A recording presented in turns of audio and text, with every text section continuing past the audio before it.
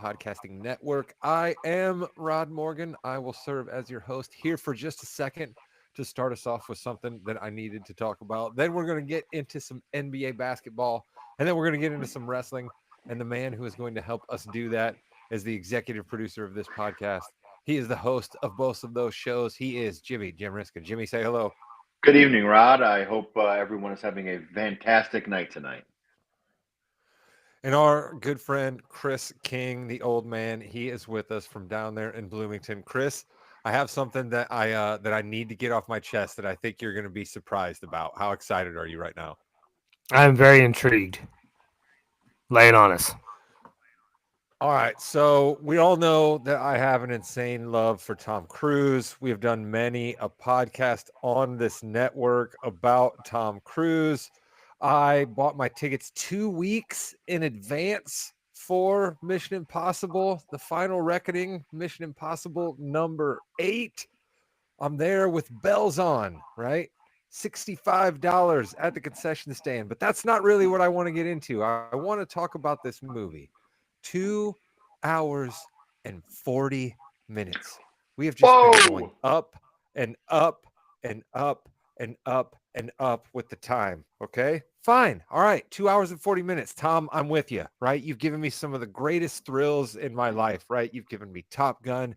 You've given me Days of Thunder. You've given me the Jack Reacher movies. You've given me Night and Day with Cameron Diaz. That one probably people didn't see coming, but you've given me so many thrills in my lifetime. I love Tom. I'm here for him always.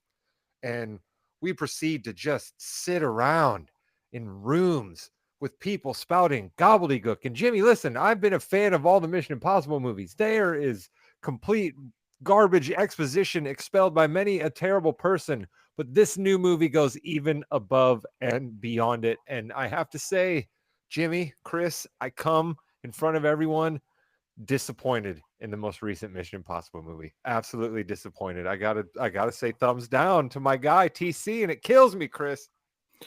Do you think it's because they were trying to tie everything up from all other 7 movies in a neat little bow, and that's almost impossible to do? That is exactly one of the problems for sure, Chris. You have hit the nail right on the head. We're trying to make all of these movies come together. And here's the problem. The first 3 movies were directed by somebody completely different from Christopher McQuarrie. They had no intention that they were going to end up in 8 with all of these things that they tied together. Nobody wrote those original movies trying to get here. That's going to be a problem every time. Jimmy, are you bummed out? Are you not going to see the new Mission Impossible? Yeah, so no spoilers here, obviously. I've been rewatching. I watched 7 3 days ago. I watched 1 yesterday. Been wanting to get out to see number 8, and it stinks. When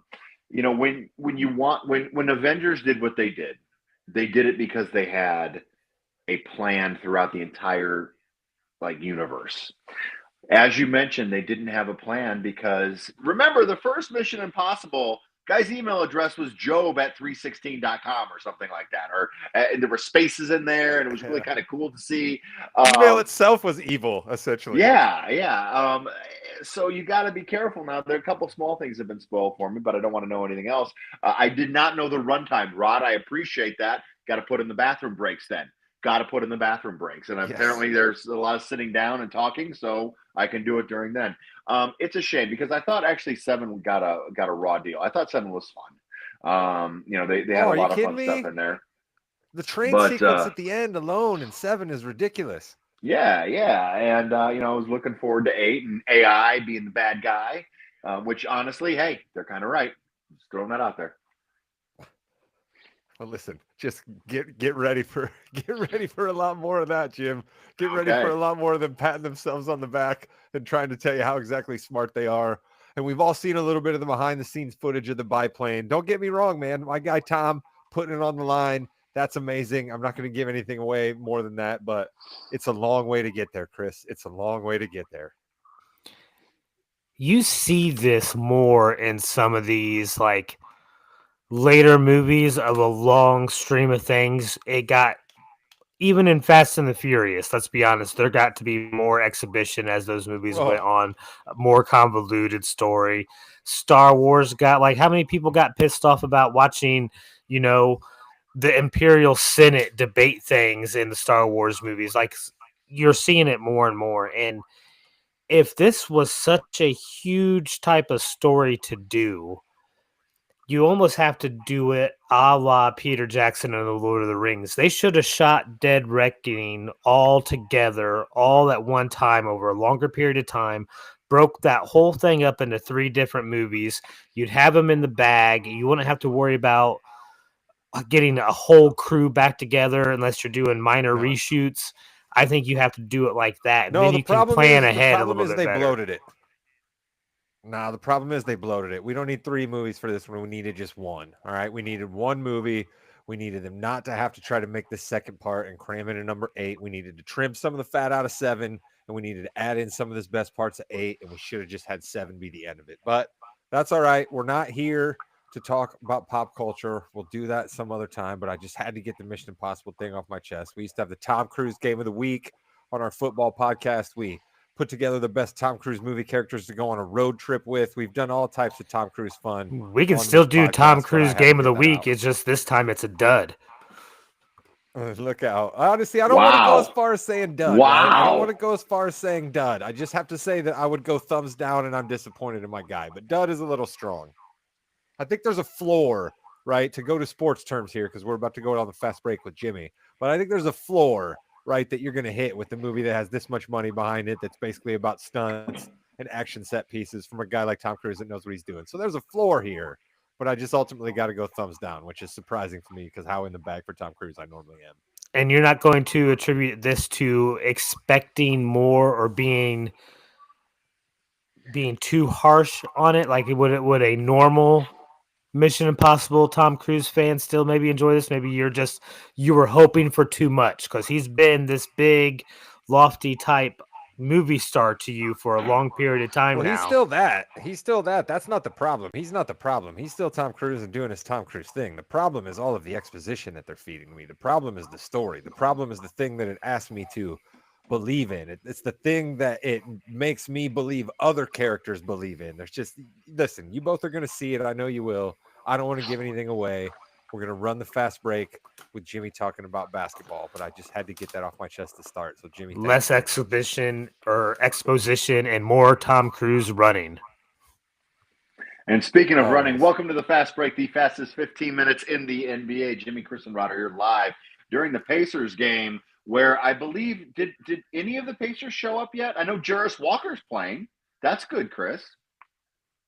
Siakam has been there too. I do think that we are definitely missing an aggressive Halliburton, and then of course a Mr. Naismith. We'd like to see him have more minutes, but that ankle may be hurting him more than he's let on.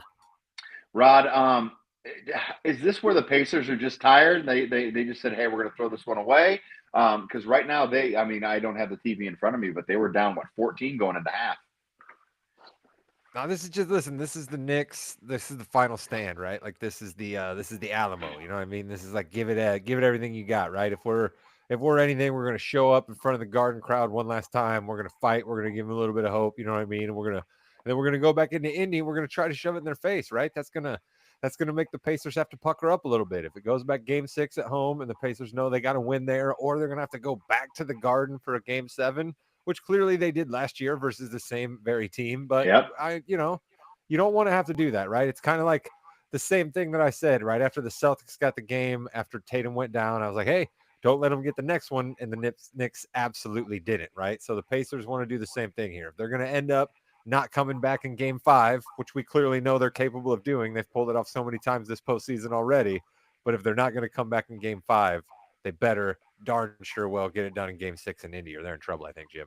So, Chris, who are you betting after the Knicks beat the Pacers in 7? Who are you betting does the choke for the Knicks to mock Halliburton? I'm thinking Josh Hart. Thoughts? Wow. Maybe it'd be Hart or Bridges, right? It'd be one of those two. Okay. So I've got to get something off my chest here. This is a Jim Dem Nation, honestly. The officiating in this series, both sides. Don't give me this. Okay, all these Knicks fans after the last game were like, oh, they want the Pacers to win. In what world does the NBA want the Pacers to be in the finals against Oklahoma City? Number one. Okay. Number two, it's been on both. These officials are horrible. They're not calling anything, and then they're calling a ticky tack, but there is so much. We got to figure out something here, Rod. I know it's playoff basketball, but seriously, when you have two guys hit each other and one guy falls down and nothing is called, like, how is that not a foul? Well, yeah, I mean, and the other thing that like I tend to look at it the same way you do that like where are we at? What are we calling? But I guess I'm seeing it a different way. Like we have so much of a situation now in the playoffs where we know it's going to be physical. What I think we're having is basically all of our guys are driving to the basket like they're a fullback, right? Everybody is throwing that forearm out, everybody is ducking their shoulder in, right? And their guys are hitting into a guy getting that first bump, and then the defender's trying to clear back up, and then contact is called at that point. I'm like, well, wait a minute, what are we doing here? You know what I mean? Are we where? So I'm completely with you here. I don't know what's going to be done about it, right? You have these huge, big athletes that can move so quickly and jump so high, and like it's going to be almost impossible to try to recalculate the way these guys are going to play defense against one another because it's just the laws of the jungle. You know what I mean? You're gonna butt up against one another. You're gonna throw elbows. You're gonna have dip shoulders into guys, right? Competition. It just brings it out. You know. But heck, I get competitive with you guys when we're doing drafts here over the internet. I can only imagine what it's like when you're playing a basketball game in the Eastern Conference Finals. You know, Chris, when you and Dr. James Naismith sat down and came up with basketball, is this what you wanted to be? You can push people down, you can elbow people, no foul called. It was never meant to be a full contact sport, Jimmy. You know, even rugby was in its infancy back then. So it was never supposed to be that. But what we really need is what we talked about last week. We need consistency. I can deal with if it's going to be called a ticky tack all throughout the game, as long as it's called that all throughout the game. Or if you're going to let them bang down low, let them bang down low. Right? Mm-hmm. It's that consistency, which I think you can get changed quicker than doing something else. Like you ask me, I think we should start making it to penalize a team that's up by 3 to foul in the last 24 seconds of the game. Right? Okay, so I was going to bring that up later after you talked about Thunder and T-Wolves, but Nick Wright had a couple of pretty cool ideas, I think, and one of them was, Rod, if you're up by 3 and there's a certain amount of time under 60 seconds, and you foul somebody outside the 3-point line, they get 3 foul shots instead of the either 1-and-1 or 2 if they're in the bonus. Thoughts on that? I'm fine with that, I guess. But what I start to worry about with all of these rule tweaks that we make is that, like, okay, you're tweaking a rule because somebody found a bit of a loophole, and so then you have to create an addendum, and The then when you tush have push, all of if you these will. addendums, and Yeah. you have all these people that are going to be highly incentivized to try to figure out the next loophole, and then it just all becomes too complicated anyway. Like, okay, fine. I don't like the way that that game ended either because the Thunder decided to foul to ensure that they couldn't get off a 3-point shot. But, Mark Dagnall doesn't care about that, right? Oklahoma City Thunder fans don't care about that. Those talking heads that are at the end of the year had the Thunder not won that game and not went on to the NBA Finals, right? Mhm. They would be trashing Mark Dagnall and the Thunder. They can't get it done, but nobody's going to now give them credit because they're mad that they did that. Come on, we can't legislate against everything. I agree with that. One thing I do love, though, is when he said anytime a player does this, that is actually like they're calling a timeout. If they Yes, do this, I love yes. that. I had not heard that before. I think that review is perfect, Get Chris. rid of it. Get rid of it because listen, we frankly we have guys that are doing it now, and the players know that they're doing it basically just to try to save face. They know it, right? They're like, Yeah, listen, yeah, they instead of me messed up. Yeah, complaining yeah, about yeah. this, I'm going to throw this in the air, or I'm going to be like, oh no, I couldn't have possibly done that. You have to review it. You know what I mean? Oh, I'm so big and powerful. You have to review it for me. Guys are frankly doing the spin after they know their team doesn't even have a challenge left. It's ridiculous. And if you give teams technical fouls for guys doing it, like Nick Wright said, it's going to seem extreme, but it's going to absolutely zap it. Boom, one in the hand. And I'm all fine for zapping this because this does nothing for the game. This is not Mhm. something that's involved in the game at all. So, yes, I'm all for draconian measures to get it out.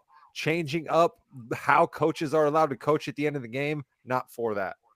Chris? that's one thing the NBA has consistently done its entire existence, Rod, is change how people are allowed to coach the game, whether it's, change how you're allowed to play defense, allow zone, not allow zone, make it a man. I mean, we do it all the time. You can't hand check now. Like, it's a completely different game than it was, you know, 20, 30 years ago. So the NBA does nothing but that. So why don't they just continue to do that and make it more enjoyable for the fan base that they desperately need, right? Because it's not just in the NBA. This has started to happen a lot in college. We saw it a lot last year and even the year before that.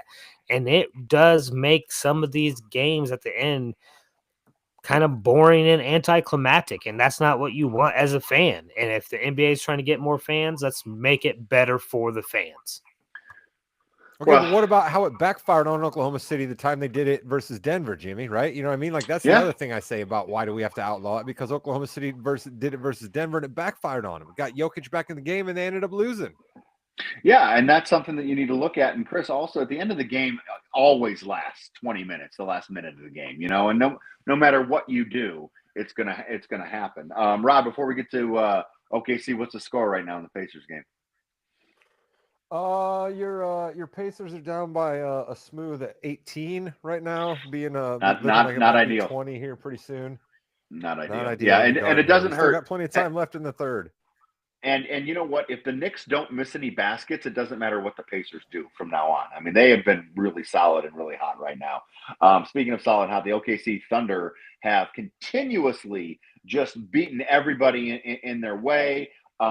They just manhandled Minnesota. Minnesota conference finals 2 years in a row. They did something huge this past year to maybe, go up another step. They still haven't gotten there. How excited are you to see the Thunder in the finals here, Chris? I'm ecstatic because defense wins championships, Jimmy. And It does. if nothing else, Oklahoma City has shown how to play defense in the modern NBA And because they they're have no doing, offense. huh? I'm just joking. Because they're doing, like, they change their defensive switches on a possession basis. So like they're out there calling specific defenses and how to hedge drives, how to switch, or where to draw the help defense from. I've never seen a team play as good a help defense from anywhere on the court than this Oklahoma City team. Rob, from what you've seen, does Oklahoma City should we just have the parade tomorrow and then just play the games, or how are we doing this? They definitely seem like a dominant team at this point. I mean, 68 wins in the regular season, right? Their point differential, the fact that they're a top 5 offensive team, top 5 defensive team, you know what I mean? They're certainly good. I'm not trying to take anything away from Oklahoma City. But what I would say is if the Pacers do happen to wrap this up in 6 or have to take it in game 7 and get there, people have been counting the Pacers out since last year and they made it all the way to the Eastern Conference Finals and they've made it back to the Eastern Conference Finals this year, right? And the Knicks, if they somehow pull this out versus the Pacers and go to the NBA Finals, like it's going to be hard for you to convince me they're not a team of destiny. So like, I don't necessarily want to crown Oklahoma City right now. And the other thing, Jim, that I don't want to do, and I want to try to put the brakes on, can we stop already crowning the Thunder the next 3 champions, right? Can we please not Mm-hmm. have that conversation already before they even get to the finals and possibly win this first one, right? How people are talking about they're so well stocked up for the next couple of years and people should be deathly afraid. And Nikola Topic was a lottery pick last year and hasn't even played, and they have multiple picks this year and multiple picks going forward. Like, fine. Can we just play the game? It's still the Yeah, and West. The West. How good is the West still? That's an insane well, take. and you have to also ask the Nuggets how their dynasty's going, and the Celtics how their dynasty's going with all these championships that everyone's winning. Sorry, Rod, I know that's a little too close to home for you there, but yeah, it really And is. to clarify, Chris, that's not my take. That's just a take that's Oh, out yeah, there. yeah, yeah, yeah, I yeah. wasn't mad at you, Rod. Oh, you're All right, always just mad want to at make Rod. sure. And speaking You of had that being look mad in at your eye Rod, that you normally give when you're talking to me. You had that look in your eye. You must have been distracted by something else. I am staring at a camera, Rod. and with that, you've been listening to the Fast Break in the Morning Podcasting Network. You're in the ring is coming up in a minute. It's been the Fast Break, Jimmy, Chris, and Rod. That's right. NBA playoffs. You're going to say goodbye, net, and then we can go to the next one. Goodbye, Net. or internet or whatever. Listen, here's the deal. Since we've gone live, I love live, guys. Live is a lot more fun. It really is. But we just have it's all one show. That's in two shows, but one show. And welcome to the Yeah We Know podcast, part of the More You Know's podcast network. In the room with Jimmy, Chris, and Rod. And gentlemen, we have the fourth member. We have our boy. We have the tsunami, the hurricane, whatever you want to call it. Rod, thoughts? Are you talking about the Brunolans Corporation? Is that what you're talking about? What do you guys think about the Brunolans? And with that, you've been listening to the Yeah We Know podcast.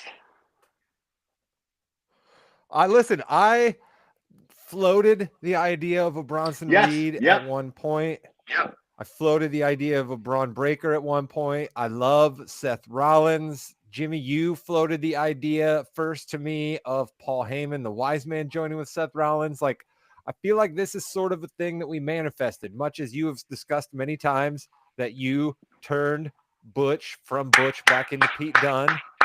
You reunited DIY for whatever storyline run that DIY is on right now. We don't need to discuss that. So I just feel like we manifested something here that the germinations are here, Jim, right? We have a great beginning like we often do with many factions. And I love how we can play these two things against one another as they're currently happening right now, because the Wyatt Six seemed like a great thing at one point too. And we built up a whole big mess about them coming. And then when they finally started doing matches, it was a whole lot of nothing. So I don't anticipate that being the struggle here, considering the height Seth Rollins is at, but we got to start to figure some things out instead of just the ball rolling downhill. We got to know where that ball's ultimately going, I think, Jim. And right now I'm scared about that. So, Chris, you and Rod have feuded in the past a lot, and you're still friends. So is that kind of what we're seeing here with Rollins and Bronson Reed? Like, Bronson Reed basically killed him, but everything's fine. Is that kind of how you're thinking? It's fine. I mean, why wouldn't you want one of the strongest guys in the WWE on your side when you're trying to do something that I think is even more important than anything you guys have maybe caught on to? Because in the WWE right now, we have a division happening. We have a group of people that are actively trying to destroy wrestling as we know it. And if nothing else, I think you guys have to agree this new Heyman Rollins manifested type of mega team is what's going to save wrestling, right? Wow, good promo there. So you think this mega team is going to save wrestling? Because Rod, one of our champions just had a pretty big interview in John Cena, saying he can't wrestle anymore because he's hurt too much and can't move, and this is why he's retiring. So are we looking at the younger group coming in and helping the older crew here? What I think is ultimately the most interesting here, right, is if we played off of what Chris was saying, that Seth and his crew are coming together because they want to save wrestling, but I don't think I'm quite as altruistic about it. I think this has a little bit more to do with Seth wants to be what is more WWE than a faction with the smartest manager, one of the smartest wrestlers in the business, and then two of the strongest guys in the business not do but run the WWE for years. Because that was exactly what was happening when I got back in. There was that exact dynamic running the WWE for years. Okay, and that's the bloodline. That's interesting you bring that up with the bloodline, right? Because the bloodline really did it for years. Rod, is this faction that Rollins is heading right now, do you see this as a multi-year faction, or is this something that maybe next year's WrestleMania will already kind of be fizzled out? Depends on what they do with it, right? If these guys are actually here to save wrestling, right, and somehow they start to feud with your Logan Pauls and some of these other fly-by-night folks who like haven't, come up through the business, don't understand what the business is, don't have relatives in the business the way Braun Breaker does, right? If that's ultimately what this is, then I'm cool with that. But I happen to think this is probably just Seth Rollins trying to be powerful, right? Just the same way that the bloodline had to do with Roman Reigns just trying to be powerful, right? Like it always ends up being the same thing. Guys just want to have the belt and be powerful and keep winning the belt and be the main event guy, and everybody has to kiss their feet all the time. Like that's basically all we ever really do. I don't know. I don't Yeah. know. Karrion Cross saving wrestling. I like that, but I don't know if I need the ultimate champion, the top dog, worrying about saving wrestling. Well, and Cena. It's interesting that Cena came out to interfere against Jey Uso. Chris, are you? There's champion and champion in there. Anything you see coming in from that? I wouldn't be surprised if you see a ploy where we end up having one of the belts on Cena and the other belt on Logan, right? And then you have to have some sort of end game, and I'm not sure what that would be, but like that would definitely be the two biggest belts on essentially the two worst people that a WWE fan would want to have them, right? So, Rod, I think the end game there obviously would be title versus title, but you got two heels going against each other, so that really doesn't work in my mind. No, here I just had another thought, Jimmy. Go with me here. Look, see if you can look this up for me. When is Money in the Bank? When is Money in the Bank happening? It's in a month, I think, or no, in like it's in a couple of weeks. It's in June. Well, when Yeah, is two it? weeks. When is it vis-a-vis the July 12th Money in the Bank show? Or not, no, the next Saturday night main event on July 12th. What pay-per-view is around and close to there?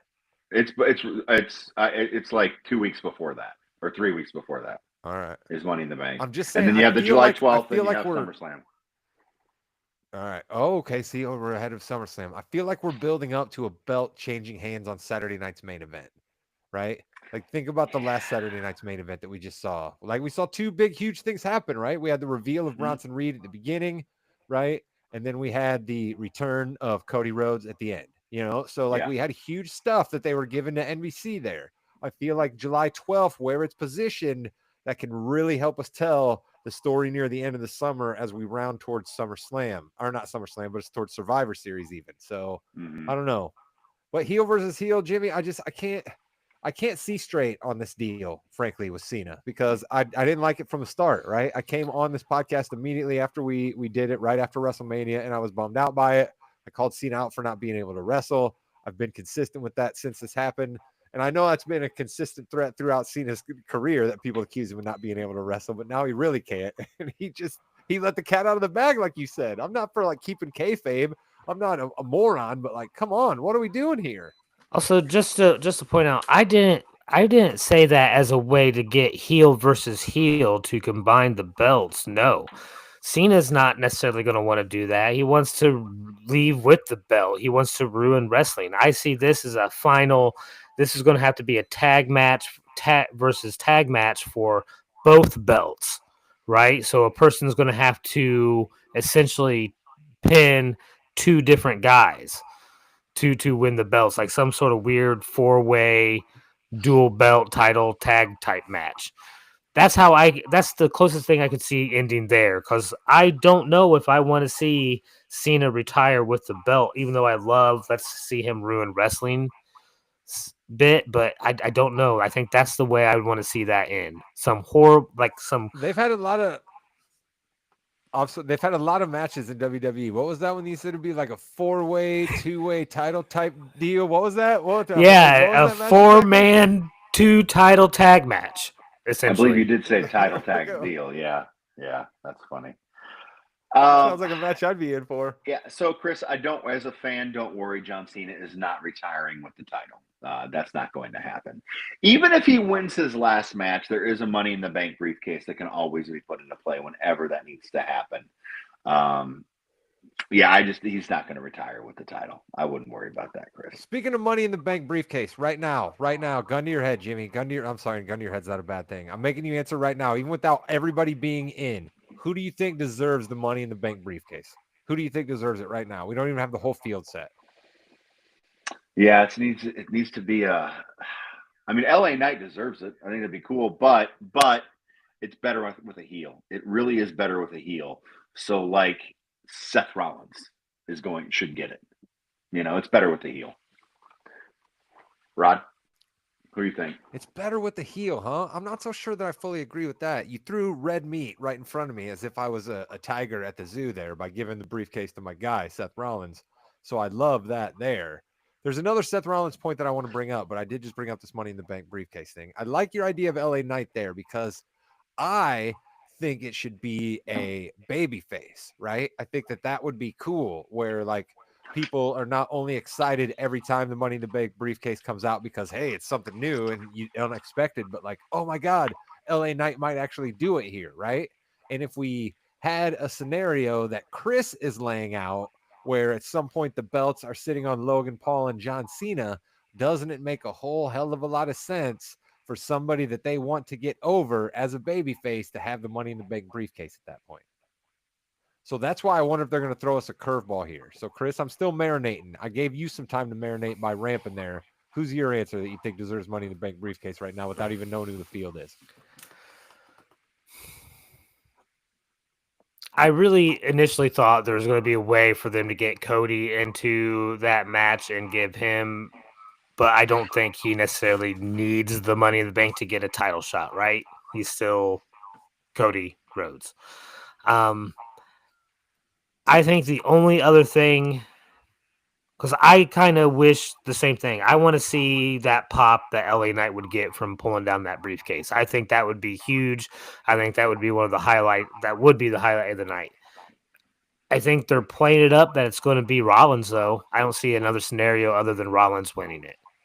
I will say though, guys, with LA Knight, if you look back at the first, when Edge got his Money in the Bank, right, the first one, he was not at that world title level yet. He was on the rise. He was, people enjoyed it, but he was not there, and it was kind of strange to see him win it. It really was. It was an awesome event. So LA Knight could be that person where he's not there, but if he wins it, he's there. Could happen.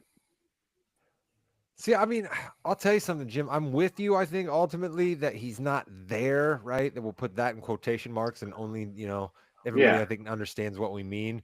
But he's close, right? I think like he's about the biggest pop they get on SmackDown. He's like their most guaranteed, hey, we need something that's going to seem like a big deal. We need the crowd to pop here. Let's talk to somebody backstage. We need somebody cool to open the show. We need somebody to come running out that people didn't expect. We need a great mystery tag partner. That's LA Knight right now on SmackDown. Yeah. Am I wrong? I mean, so that means that he's climbed up there an awful lot. So I think I'm going with LA Knight. I think that's who I want to see win the briefcase. And that's Let's crazy for go. me to say because Seth Rollins is the guy who you both just fed to me, but I think I'd rather see it on LA Knight. And I think I love the idea of like the ultimate baby face who everybody's still behind, who everybody still wants to climb because all he ever got was the US championship, right? Everybody Mm-hmm. still wants to climb for LA Knight. He's got the briefcase. He gets it right a little bit the same way that when Jey Uso won at WrestleMania, we create that same feeling again with another guy a little later in the summer. Let's go, LA Knight. Well, you were the one that shared in our text thread, Rod, the pops that he was getting in the last Money in the Bank that he was in when people thought there was an opportunity Yeah. for him to get it, and they were popping hard. So I'm with you. Mm-hmm. Okay. All right. Before we head out of here, because I actually have to get out of here soon. Anything else we want to hit before we call it a night, gentlemen? Go Pacers, by the way. Yes, there is something I want to address because I haven't always been the biggest fan of this wrestler, but there was a match I saw the other night that I have to give him props for because I'm not sure how he walked away from this, let alone continued to wrestle in the match for an extended period of time. That's Chad Gable.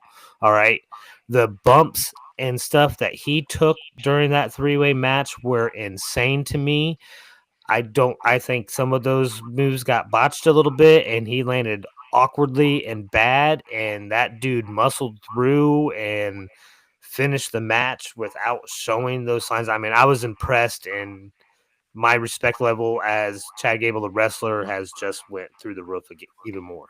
Well, Rod, it's only taken 3 years, but he finally thinks Chad Gable's good, so that's good. Right. And hey, I guess the WWE gives him pops in different kind of ways, right? Like they're passing the torch to their AAA, right? They've been hyping Mm-hmm. this match for us now with the Worlds Collide event, right? And Gable's the guy that they decided to have a match there, and Andrade, of course, right? Who couldn't have seen Andrade having a match with one of those guys coming from a mile away? But I like it. Listen, these guys are providing excellent matches at the moment, right? Gable is involved in some of the best storytelling in his career. We've seen some fabulous matches from Andrade. We've seen Phoenix. We've seen Penta. Like bring me more of it, right? Bring me more of it. I worry a little bit about the communication barrier that can happen, but bring me more of exciting matches because some of the other ones are getting a little stale. Next week, we should have, I believe, all of the members of the Money in the Bank, so we can kind of look at it both from the women's and men's perspective to see who we think is going to get it. We'll have a little bit more clear understanding on the other matches on Money in the Bank, including that main event tag team match we saw on this past on the Saturday night's main event. So a lot coming up in wrestling. NBA is going to start winding down in about a month, and then it goes right back up again. So we're going to keep doing that. We've got NFL football coming up soon, and we've got to do some kind of a draft here, Rod. This is ridiculous. We do. Listen, I'm kicking around ideas at all times about a possible draft to do. We'll get the Mrs. Morganino back on here. We'll get one of our many friends who have joined us in the past, and we'll have some fun. Chris and I will no doubt fight with one another, but we will come out in the end loving one another because that's what this podcast is all about. And with that, you've been listening to TMYK Live and the Yeah We Know podcast, part of the Morganos Podcasting Network. In the ring with Jimmy, Chris, and Rod. Goodbye, net. Yeah. Yeah.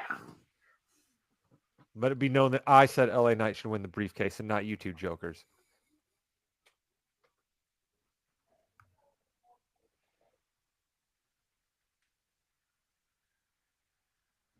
Oh, wait, I'm the one that said stop. You have to hit stop. Yep, You have to hit stop. We're still live. We are still live. New producer, folks. Bye, everybody. Also, Seth, forgive me. Forgive me, Seth, for what I have done. I was like, let it be known you didn't vote for Seth, your guy.